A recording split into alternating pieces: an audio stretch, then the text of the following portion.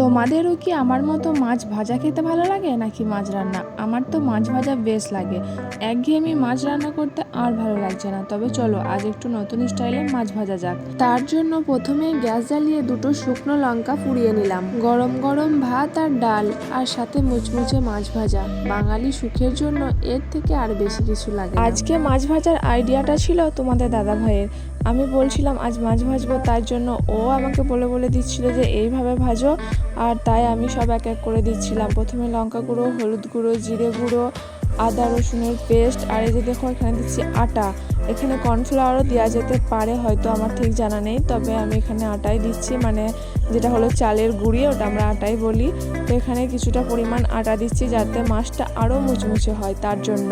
আর তারপর শুকনো লঙ্কা যে দুটো পুড়ালাম, সেই শুকনো লঙ্কা দুটো ওপরে দিয়ে তার উপর সরিষার তেল দিতে হবে কিছুটা পরিমাণ। তারপর সব কিছু মশলা ভালোভাবে মাছটার মধ্যে মেখে নিতে হবে।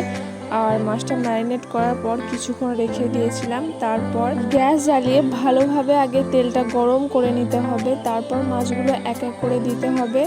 আর মাছ ভাজার সময় মানে হালকা আঁচেই ভাজতে হবে যাতে মাছটা পুড়ে না যায়, কারণ যদি খুব জোরে দেওয়া হয় তাহলে ভিতরটা কাঁচা থেকে যাবে আর ওপরটা পুড়ে যাবে। তো তার জন্য হালকা আঁচেই মাছটা ভাজতে হবে যাতে মাছটা কড়কড়ে মুচমুচে টাইপের হয়। তার জন্য আজকের ভিডিওর কোনো অংশ যদি তোমাদের ভালো লেগে থাকে তাহলে একটা লাইক করে দিও, আর আমার চ্যানেলে যদি নতুন হও তাহলে চ্যানেলটা অবশ্যই সাবস্ক্রাইব করে আমার পাশে থেকো। আর যদি ফেসবুক থেকে দেখো তাহলে ফলো করে দিও।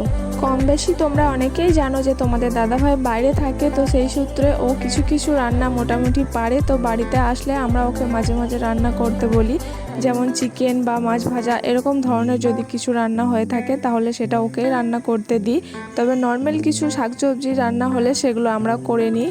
আর এইবার বাড়িতে এসে কিন্তু আমাদেরকে বিরিয়ানি করে খাইয়েছিল, ডিম টোস্ট, তারপর ম্যাগি, চাউমিন, এরকম ধরনের অনেক কিছুই রান্না করে খাইয়েছে। ফাস্টফুডগুলো বেশি রান্না করে। আমি প্রত্যেকবার ভিডিও বানাই আর ভাবি এরপর থেকে কন্টিনিউ করব, কিন্তু সেটা আর হয়ে ওঠে না। তবে আমি অনেকটা চেষ্টা করি পুরো কন্টিনিউ ভিডিও দেওয়ার জন্য। আর এই যে দেখো তোমাদের সঙ্গে বক করতে করতে আমার মাছ ভাজা প্রায় হয়ে এসেছে। মাছটা হালকা আছে ভাজছি, তাই অনেকটা টাইম লেগে গেল, কিন্তু মাছ ভাজাটা খুব টেস্টি হয়েছিল। এরকম মাছ ভাজা আমি আগে কখনো খাইনি, আইডিয়াটা ওরই ছিল। ও নাকি বলছে বাইরে এইভাবেই মাছ ভেজে খাই আমরা, তো তার জন্য আমরাও একবার ট্রাই করলাম। আর তোমরাও চাইলে বাড়িতে একবার ট্রাই করতে পারো, দেখবে ভালো লাগবে। চলো আজকের ভিডিওটা এই পর্যন্তই। সবাই সুস্থ থাকবে, ভালো থাকবে, সাবধানে থাকবে।